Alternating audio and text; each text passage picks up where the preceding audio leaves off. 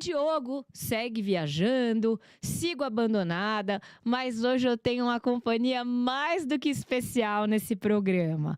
O Jota é meu amigo, ele é comentarista político, ele é uma pessoa famosérrima nas redes sociais, maravilhoso. Oi, Jota, boa tarde. Coisa boa, que saudade que eu tava ouvindo essa voz. Tu não sabe a saudade que eu tava de ouvir essa voz e comentar contigo sobre esses bastidores da política e hoje tá boa a nossa pauta, né? Prazer estar aqui no Checkmate, parabéns pelo programa. Obrigada, Jota. Que bom que você está aqui com a gente. Bem que você falou, a pauta está polêmica. E eu vou começar falando de uma das histórias principais do final de semana. O final de semana foi quente.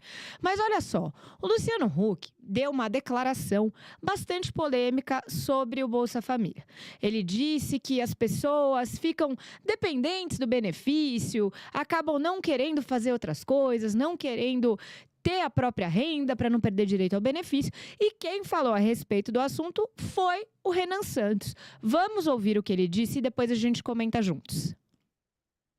Preciso responder o Luciano Huck. Uma escala de 0 a 10, quanto que você acha que o Brasil está eficiente hoje? Hoje, eu acho muito ineficiente, em todas as frentes. O que acontece? Você não gera nenhum tipo de estímulo para que as famílias queiram sair do Bolsa Família. Na verdade, elas queriam um monte de atalhos para conseguir ficar no programa de distribuição de renda, de proteção social, ad eterno. A gente precisa criar um estímulo. Como é que você sai? O Luciano Huck veio a público falar sobre Bolsa Família e o que ele disse foi absolutamente sensato. Luciano Huck está trazendo algo que eu já venho falando há bastante tempo, que é a impossibilidade de gerar desenvolvimento econômico em lugares em que a população vive basicamente de Bolsa Família. A diferença entre o remédio e o veneno é a dose. E o Bolsa Família, que poderia ser utilizado pontualmente como uma ferramenta para impedir que pessoas passem fome, ele se tornou base de muitos municípios do Brasil. Só no Nordeste, mais de 40% dos domicílios estão no Bolsa Família. As pessoas, portanto, entendem o Bolsa Família como um instrumento de complemento de renda ou de sobrevivência. E não dá para viver assim. Primeiro, por ser injusto com as pessoas que estão trabalhando e pagando essa conta. Segundo, porque o Estado não tem condição de arcar isso. Terceiro, que isso é sintoma de uma economia que parou de se desenvolver. O Luciano Huck tá certo quando ele dá a entender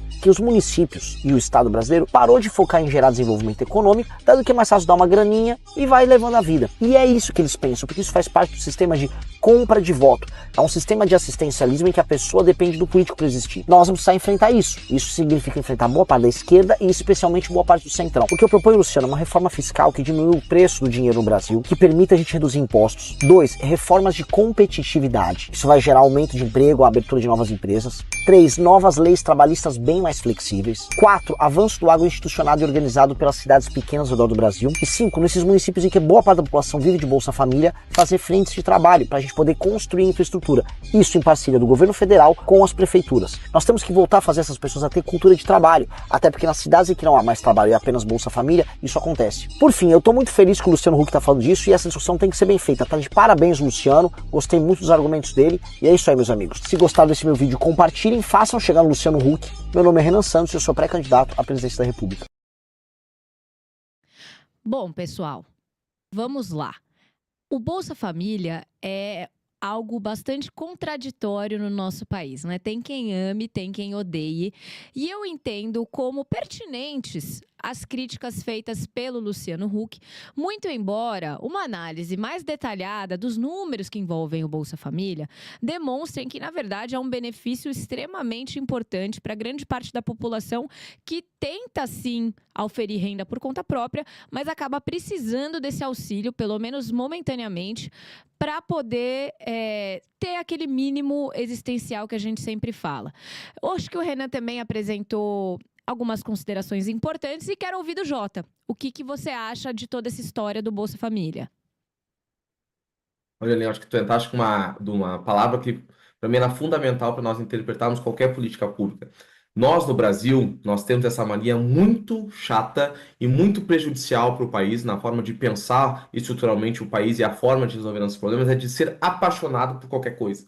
Então a gente tem a mania de tornar tudo um grande futebol, tudo uma grande grenalização, já que eu sou aqui no Rio Grande do Sul. Então essa mania de ser apaixonado por proposta, apaixonado por programa de governo, a necessidade de nós termos uma dificuldade em enxergar políticas públicas como sendo de Estado e vinculando sempre a um governante ou um partido político, já é o primeiro problema.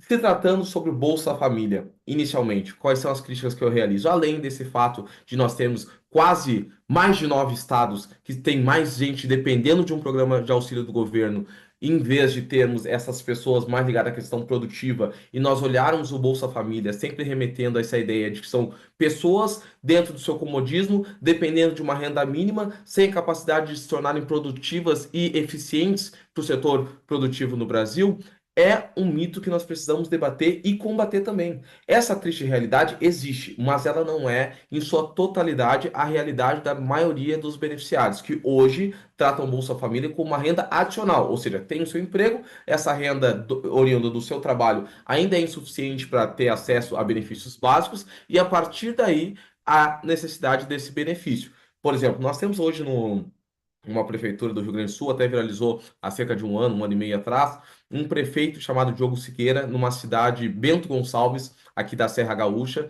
em que ele passou a ir na casa desses beneficiários, verificar a real necessidade de exercer e ter acesso a esse benefício ou não. E a partir do momento que se chega lá, um homem solteiro na faixa de 20 a 40 anos, eles estão cortando esse benefício e a partir daí conectando com o comércio local. Eu acho que essa medida é essencial para que a gente possa tratar a política pública e os beneficiários dela com uma forma respeitosa e também de uma forma para que o brasileiro que arca com esse benefício saindo do seu próprio bolso não se sinta injustiçado ou não se sinta sustentando parte de uma população que vive do seu comodismo.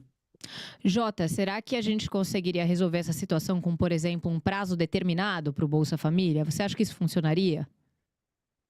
Eu acho que é uma medida urgente, acredito que cerca de 2 anos para se realocar no mercado de trabalho ou aqueles que já trabalham pudessem conseguir outro emprego, mas também, Aninha, o que a gente precisa olhar, sendo fundamental, é além do prazo, é tratar dos valores e daqueles que hoje utilizam desse benefício sem a real necessidade. Porque benefício todo mundo quer, mas é muito difícil aqueles que não tentem dar o jeitinho brasileiro para permanecer com esse benefício. O governo Lula, que eu tenho inúmeras críticas, tentou realizar isso no início do ano e teve críticas, inclusive por parte da própria direita, por estar revisando esses beneficiários, mas faz de uma forma correta.